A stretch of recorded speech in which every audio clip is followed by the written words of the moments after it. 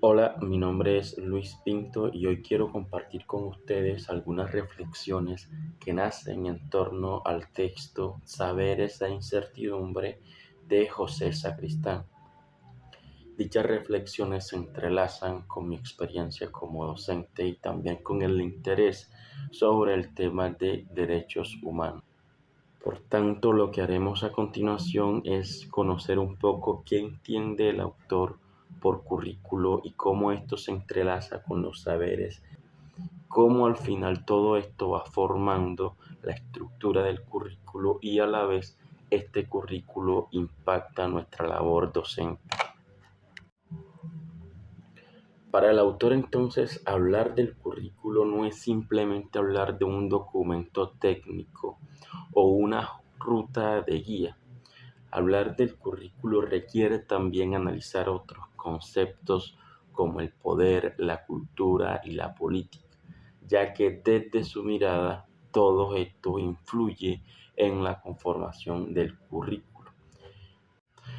Para Sacristán entonces el currículo va más allá que una simple lista de contenidos, dado que éste se relaciona con la cultura y la ideología.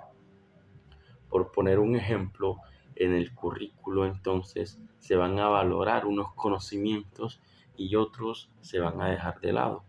Es importante entonces conocer con qué criterio se valoran unos conocimientos o unas competencias y con qué criterio entonces son dejados de lado otros tipos de conocimientos.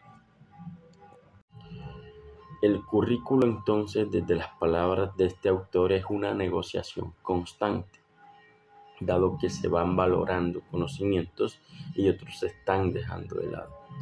Pero, ¿quién toma estas decisiones al final? Es decir, ¿quién valora dichos conocimientos? ¿Quién decide cuáles son los conocimientos que se deben valorar y cuáles no? El currículo va más allá de una simple concepción metódica, dado que se va construyendo día a día. Dicho currículo entonces va a impactar en la sociedad que queremos alcanzar y va a impactar obviamente en la labor del docente.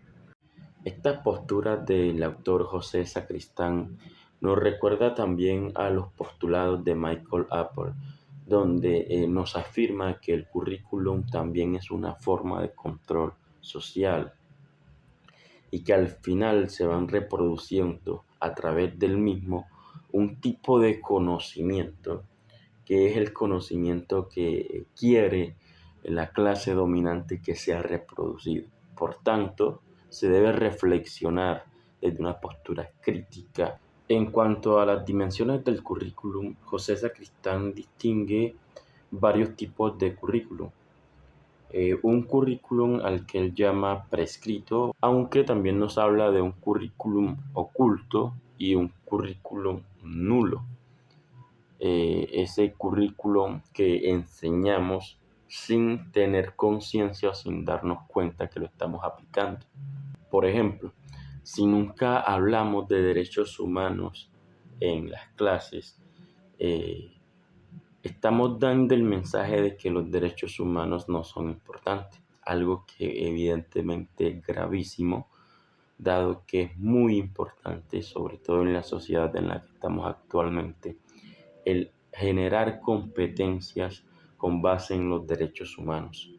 En el capítulo de Currículum y Poder, José Sacristán hace una serie de cuestiones en cuanto al conocimiento que se enseña, es decir, quién decide qué se enseña y qué no se enseña, cómo se valoran estos conocimientos. Concluye Sacristán de que va muy de la mano con el poder el currículum, dado que estos conocimientos no se seleccionan de manera inocente. En palabras de él, responden a una ideología y a un tipo de poder, a unos intereses sociales, económicos e ideológicos. Aunque no se menciona a Michael Apple, José Sacristán dialoga mucho con él, dado que ambos sostienen que el currículum no es algo neutral, sino que sirve como instrumento de dominación cultural, dado que va reproduciendo unos conocimientos que sirven a los intereses de dichos poderes ya antes mencionados. Por tanto, se debe adoptar, lógicamente, una actitud crítica y reflexiva. En su apartado sobre el docente como agente curricular, José de Sacristán quiere revalorizar el papel del docente, dado que dice que el docente no debe entonces ser un simple ejecutor de planes de estudio. El docente debe ser un intelectual, porque siguiendo un poco también los postulados de Paulo Freire y de Giroux, el docente debe ser un agente transformador y la educación como tal es una práctica política. Para Sacristán entonces el docente no debe adoptar una postura pasiva, neutral y seguir lo prescrito de manera mecánica. El docente debe ser crítico, debe ser reflexivo sobre su propio proceso y más aún sobre el currículo.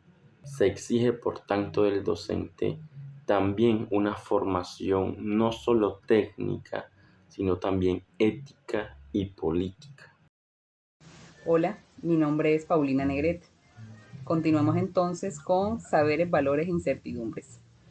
Jimeno nos introduce a una reflexión crucial.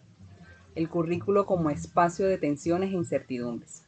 Educar no es una tarea cerrada ni definitiva. El currículo debe lidiar con las tensiones entre el conocimiento académico y las experiencias de nuestros estudiantes, entre la tradición y la innovación, entre lo que se enseña y lo que se vive en la escuela.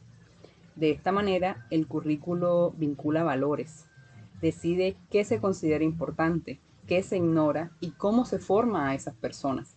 No basta entonces con transmitir saberes, es necesario formar sujetos críticos, conscientes de su mundo y de su papel en él. Así es, de esta forma, el currículo no solo instruye, sino que forma conciencias y posicionamientos éticos en esta sociedad. Investigación. Desde esta perspectiva no podemos dejar de vincular esto con nuestra línea de investigación, la formación en derechos humanos. Creo que uno de los mayores retos que tenemos es lograr que esa formación no se limite a una asignatura aislada, sino que atraviese todo el currículo. Los derechos humanos no son un tema más, son una mirada del mundo, una ética, una forma de estar en relación con los otros. Y si el currículo no incorpora esa mirada, corremos el riesgo de seguir reproduciendo formas de exclusión, de discriminación y de injusticia.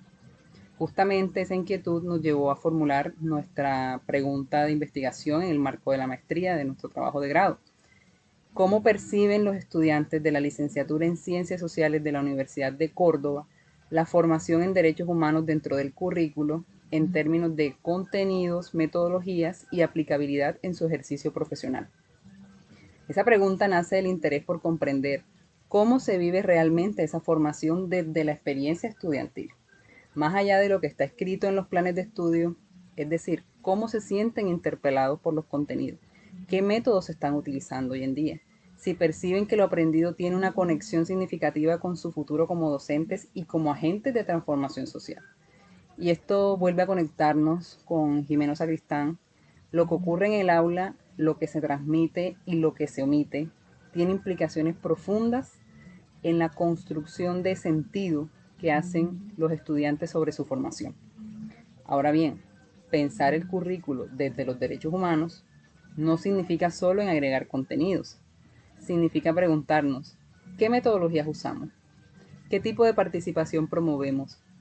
¿Qué relaciones de poder establecen en el aula? Porque, como dice Freire, no hay neutralidad posible. O educamos para la liberación o educamos para la domesticación. Soy Daniel Andrés Salas Álvarez, soy estudiante del 10º semestre de la licenciatura en Ciencias Sociales de la Universidad de Córdoba. Daniel, ¿en qué asignaturas o módulos se abordan los derechos humanos? ¿Existe una integración transversal en el programa? Transversal no, sin embargo hay algunas asignaturas en las cuales tocamos un poco el tema de derechos humanos como lo son Constitución y sistemas políticos. En esas dos asignaturas tratamos como de manera somera algunos temas sobre derechos humanos. ¿Qué metodologías se utilizan? ¿Se combinan enfoques teóricos con prácticas participativas y reflexivas? Bueno, realmente el tema metodológico es muy débil en el sentido de que solamente como que sabemos el tema de derechos, algunas cosas, pero no hacemos, por ejemplo, casos específicos en los cuales estamos, por ejemplo, defendiendo esos derechos, de qué manera los podemos defender. Entonces realmente es como muy somero lo que nosotros estamos ahí impartiendo. ¿Los conocimientos adquiridos son pertinentes para la futura labor docente? Siento que no, siento que se necesita como más refuerzo en el tema de derechos humanos, o sea, en el tema, por ejemplo, de docencia, siento que el territorio cordobés, por ejemplo, tiene muchas afectaciones en cuanto a derechos humanos. Tenemos una población que lamentablemente es, en cuanto a términos monetarios, muy pobre. Son personas que también están sufriendo de manera constante el tema de la violencia. Estamos en Córdoba y pues aquí el tema de los grupos armados, más que todo en el sur de Córdoba, pues tienen mucha influencia. Entonces realmente el tema de la afectación de los derechos humanos, es algo que constantemente se está viviendo en el territorio. Hola, mi nombre es Ángel Blanquicet, estudiante de 10º semestre de la licenciatura en Ciencias Sociales de la Universidad de Córdoba. Ángel, ¿el currículo responde a las demandas sociales actuales en materia de derechos humanos? Yo pensaría que el currículo no está respondiendo de manera adecuada, teniendo en cuenta el contexto regional y contexto nacional, también teniendo en cuenta que estamos en un proceso hacia la transición en busca de una paz. Nosotros necesitamos más formación en cuanto a los temas de derechos humanos, que parece que son escasos al momento de llevarlos a las aulas de clase. En este punto vamos a detenernos en profundizar entre la conexión entre el currículo, la formación en derechos humanos y nuestra realidad como región. Como lo plantea Jimeno Sacristán, el currículo no puede entenderse como una simple transmisión de contenidos académicos. Si miramos en el caso de Córdoba, encontramos una historia atravesada por el conflicto armado, el desplazamiento forzado, la pobreza estructural y la negación sistemática de los derechos fundamentales. Somos un territorio que ha resistido, pero que también ha sido silenciado. Y esa historia, ese dolor, muchas veces no aparece en el currículo escolar. La pregunta es ¿por qué? ¿Qué consecuencias tiene para nuestros jóvenes crecer dentro de una educación que no reconoce sus memorias, sus luchas ni sus aspiraciones de justicia? Desde esta perspectiva, la formación en derechos humanos dentro del currículo cobra un sentido más urgente. No se trata solo de enseñar los artículos de una declaración, sino de desarrollar una conciencia crítica que permita cuestionar esas desigualdades, valorar la dignidad humana y participar activamente en la transformación social. Eso exige metodologías más dialógicas, participativas, contextuales, exige un currículo que se abra al testimonio, a la memoria viva de las comunidades, de nuestros propios estudiantes, que son muchas veces quienes históricamente han sido excluidos. En nuestra investigación precisamente intentamos evidenciar cómo perciben los estudiantes en formación de licenciatura ese currículo, si de verdad lo están sintiendo cercano, útil, transformador, o si por el contrario lo viven como una teoría lejana, desconectado de su realidad, porque al final de cuentas ellos van a ser los futuros docentes y el currículo debería ser una herramienta para la vida y no solo una asignatura que estén interesados en aprobar. A modo de reflexión final, vamos a retomar una frase central de Jimeno Sacristán. El currículo es el reflejo de los valores que una sociedad está dispuesta a defender o ignorar. Esta afirmación nos llama a repensar la educación no solo como transmisión de conocimientos, sino como una práctica cultural, política y ética. Necesitamos currículos comprometidos con la justicia social, con la formación de ciudadanos críticos, con reconocimiento de la diversidad y con la transformación de las desigualdades. Esto, según Jimeno, es la tarea urgente de una educación verdaderamente democrática. Gracias, compañeros, por habernos acompañado en esta reflexión.